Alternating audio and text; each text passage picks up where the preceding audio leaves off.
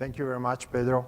I'm sorry I will deliver the speech in English. Otherwise, we'll be kind of fine do it in Spanish. But English is not my mother tongue, so it should be very easy to understand it.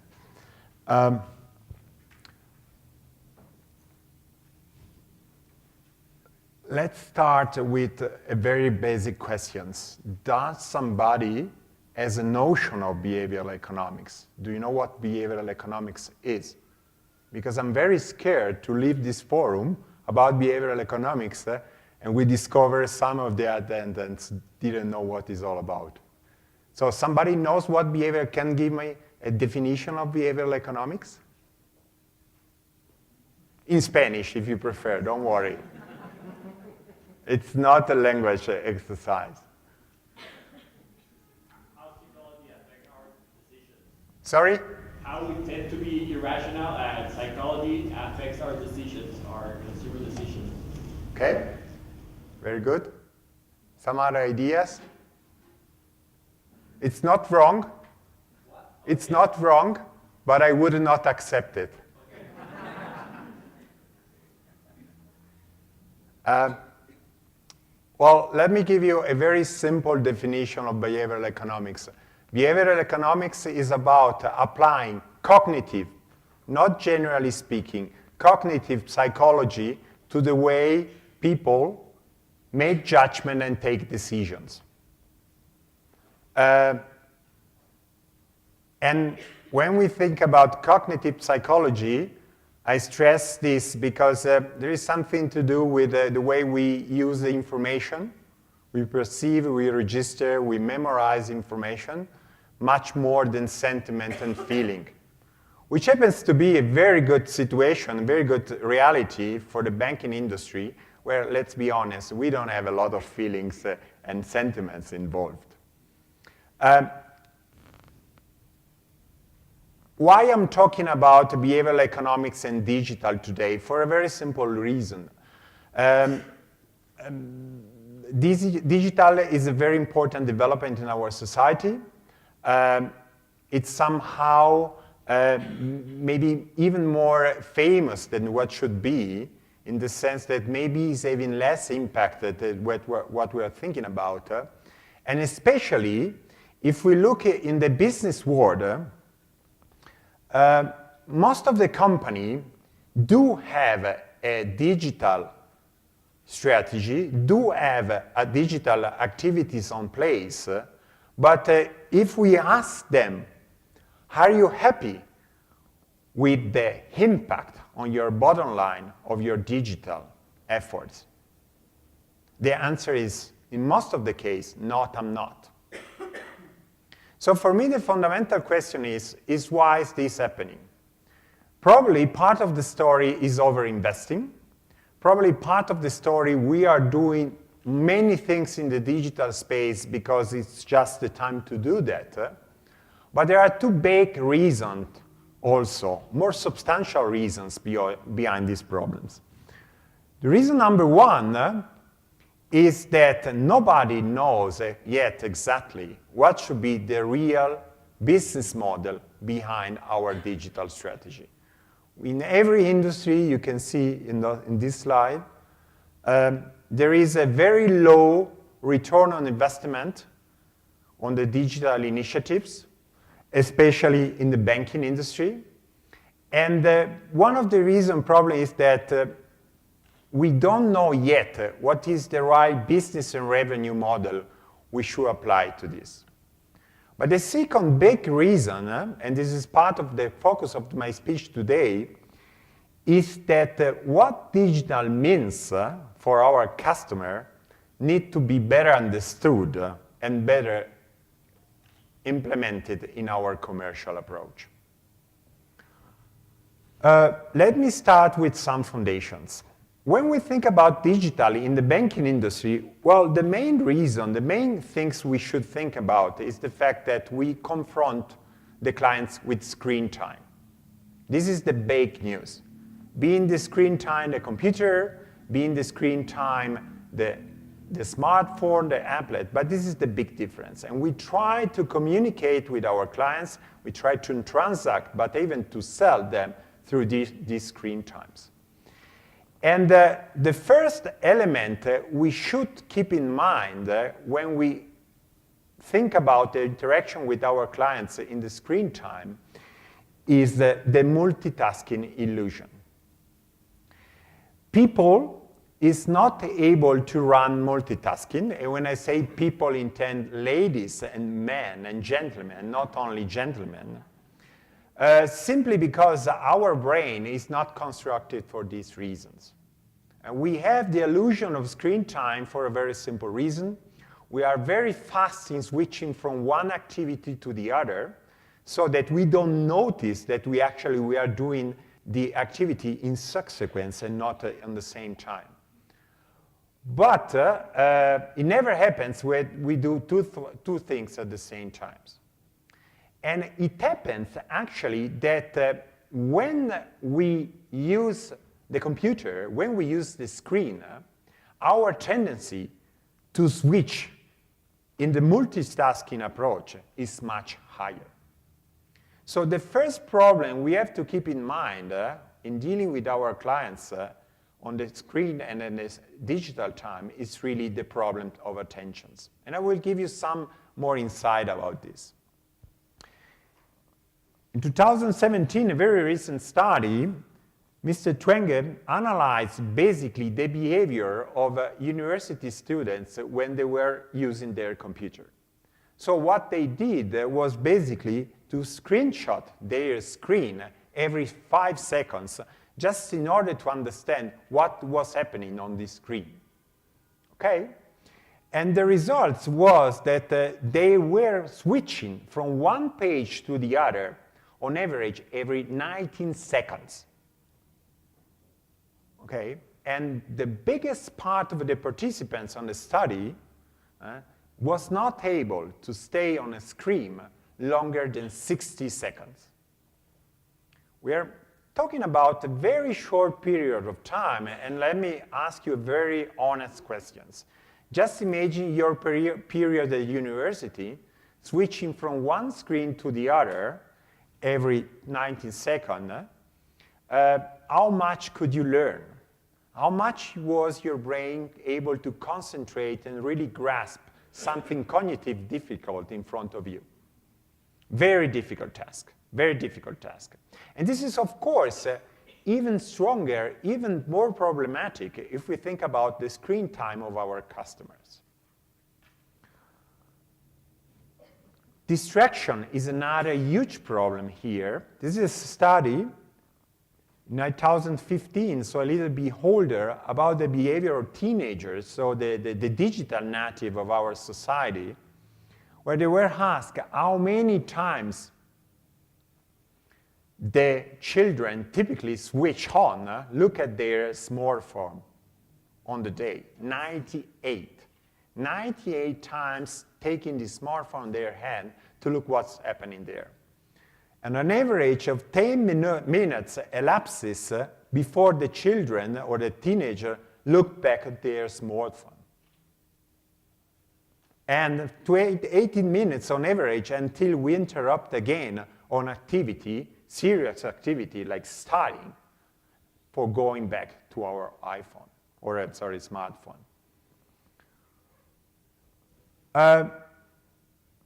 We know consciously that we tend in our days to read more on the screen than on the paper. This is what the reality is. But we also perceive consciously that we are more distracted when we read in the digital. And this is a sensation, this is a feeling we have. But it's also actually what is happening, that we are less concentrated, we are less focused. In these studies, they measure basically the attention filters of the attendance to the attendance. Does somebody know what an attention filter is, or how does it work? You ask a person to participate to a study, Okay, you give me, for example, an extraction how the study works. You write down 3-4 lines of explanation of the study, and then suddenly you start to write. From this stage on, you don't need longer to read this page because it's relevant. Please go to the next page. And then they simply measure the people who actually switch to the next page, because it was a very simple way whether they pay attention to what they're reading or not. Okay?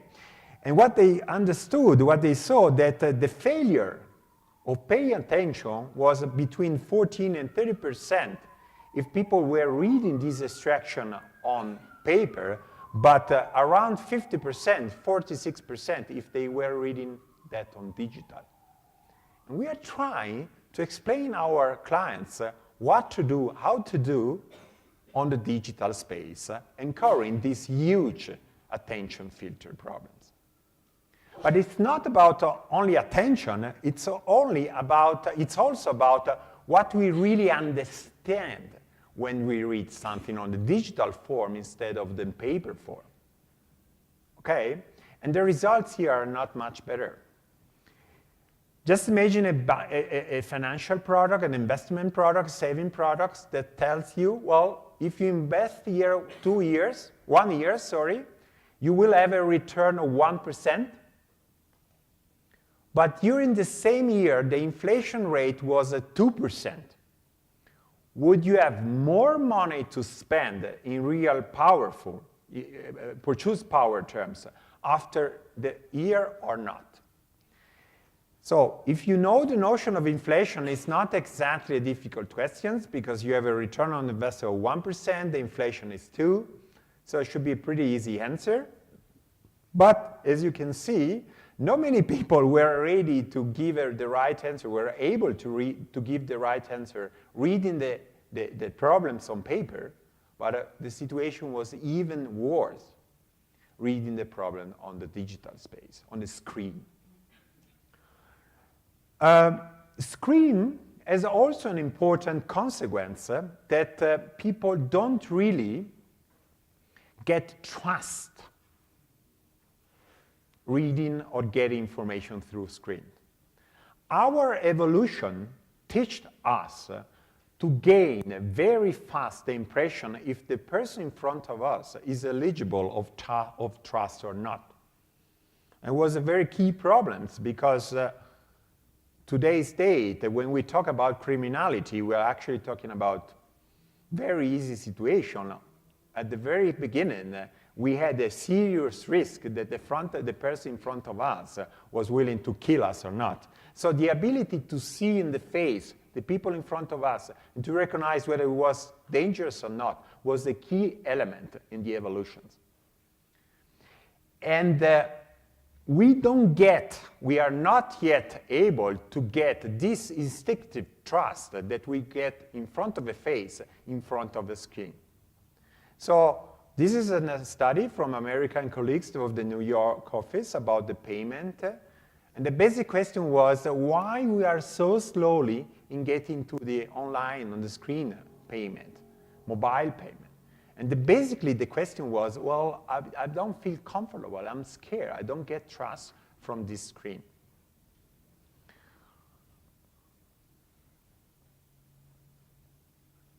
These are some notions that should give you a sense of the fact that running commercial strategy on the digital is far than easy than what we expected.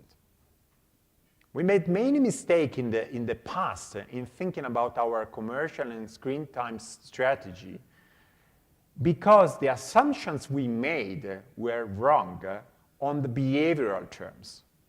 We were simply assuming that the fact that we were communicating with our clients with the screen instead of with the faces or the paper was just another medium, but the way the clients was, and I'm getting back to behaviorals, making judgment and taking decision was staying the same. This is completely wrong. And I represent you 3 simple mistakes that I think every marketer should really keep in mind in developing his digital strategy. The first mistake was the so-called be minimalistic mistake.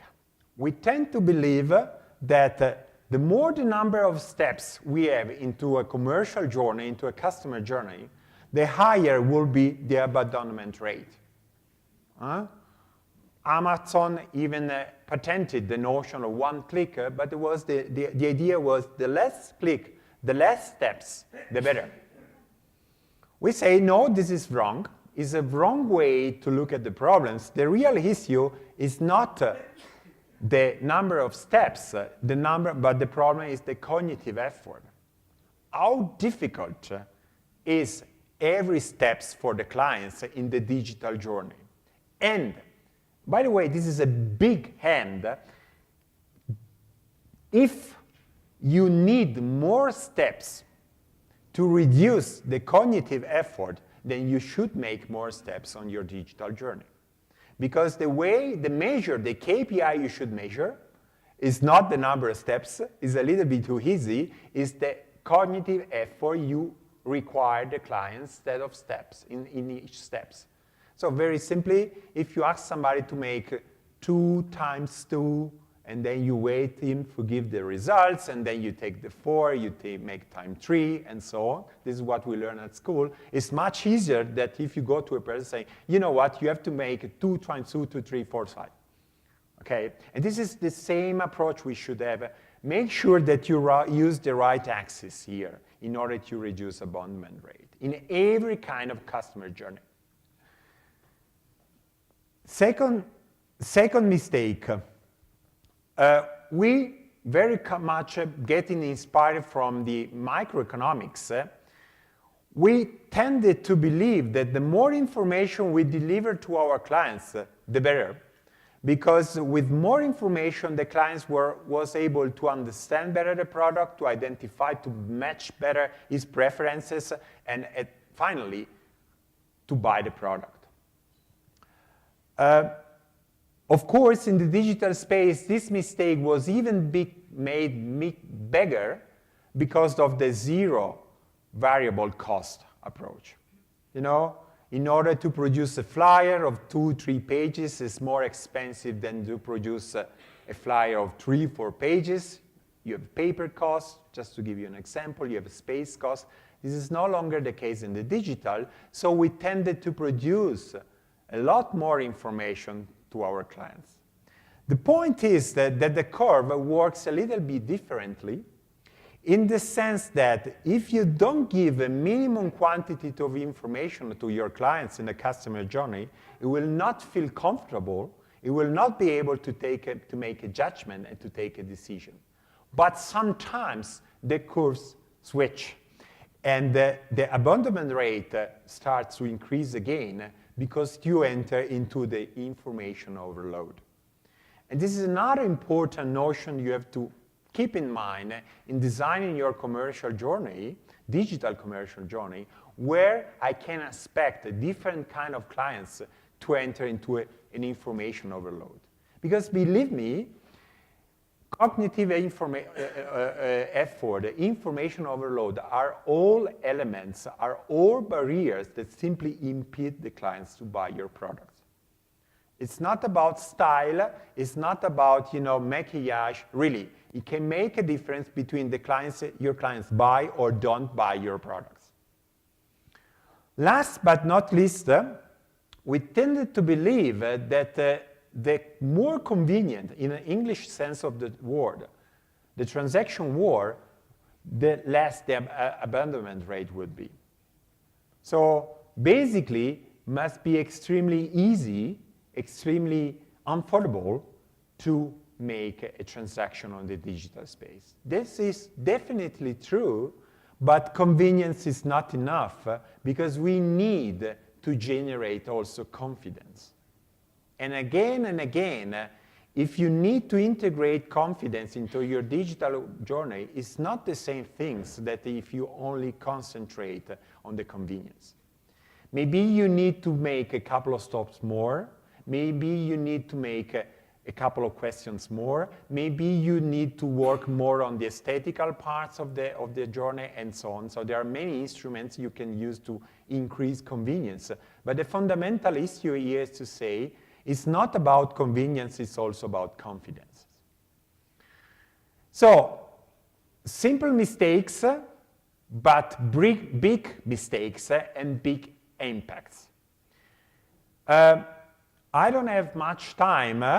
I close in 1 minute, but most of the cases we will present you during the day are basically dedicated to reduce or to fix this kind of mistakes. Based on the simple notions, we say, well, first, we need to understand better the way our clients make judgment and take decision. In the digital space, the big issue is distraction, focusing, and the way that our clients lose much faster concentration and willingness to make a cognitive effort, and to redesign the whole customer journey, making sure that we remove all these barriers. Any questions from the group? Everything was clear? I tend to be very clear because I don't like complicated. I'm the first, I don't understand them. There is a question there, please. Yeah, how would you say that not much the information overload, but the actual interface overload impact would affect the abandonment rate? For instance, let's say that there's not much information in the screen, yeah, but the actual interface is complicated and difficult. Would you say that impacts too, or not? And this question comes from Amazon. Yeah. They tend to have very complicated interfaces. Yeah. And not in the simple side. Yeah. But would you say that that affects abandonment rate too, or not? Yeah. There are two aspects here. First of all, I mentioned the problem of trust, okay, and confidence. Well, one way we can reach trust and confidence in the digital space is aesthetic. It's kind of strange, but this is the way it works.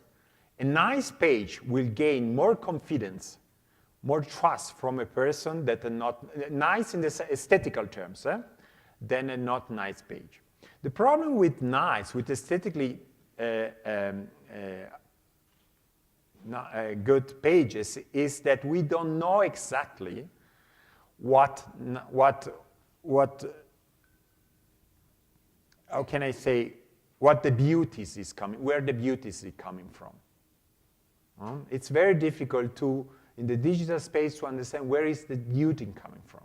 But, and I connect to your questions, we know two things.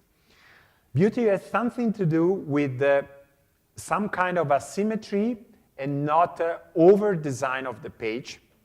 So pages that are too full tend to be perceived less beauty than pages that are less full. And the second element is the mix of colors.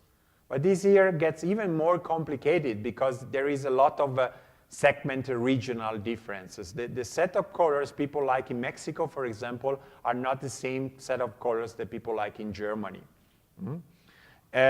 But one of your points is exactly, so we need to make sure that this design overload is avoided, first of all in cognitive terms, but also in terms of trust, because of trust, in terms of beauty, because beauty generates trust. So we have two problems there with this design overload, not only one.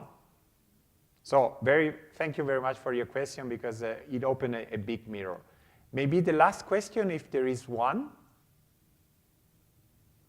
Yes, please. How can we increase the attention span when reading from digital media? First of all, you really need to understand, this is one, there are many things you should do. First of all, you really need to understand what the clients want to say and what the clients want to listen. This is not an easy task, but has to be done. And digital gives us the opportunity to create some interactions. But you can get the clients very not abused if you ask him too much, okay? or if you put him in front of too much information. So this is one of the things element. And basically it's the same. A speech is not good way to get your attention. We should enter into a dialogue. So, and this is about optimizing digital dialogues. This is definitely the first element. And the second element, again and again, is to make sure you find the right balance between giving the information to the clients, okay, not overloading him on one side, but not even getting bored, which is the other risk. And I can only say one thing about this issue. There is no way you can say that ex ante. You have to measure it. You have really to enter into the digital design space with a very good hypothesis what you have to measure. I made some examples. But then the only way to fix it is an optimizing problems in order to measure what it works and what doesn't work. And the good news, of course, to measure in the digital space is much easier than in the other commercial situation. Okay. I'm running out of time. Thank you very much for your attention. And by the way, sorry, 1 second internal communication. Thank you very much for my team here in Mexico. It's incredible. You send these guys a couple of months, you fly over, and then you find so many potential clients alone in our room. It's really amazing. Thank you very much. Gracias.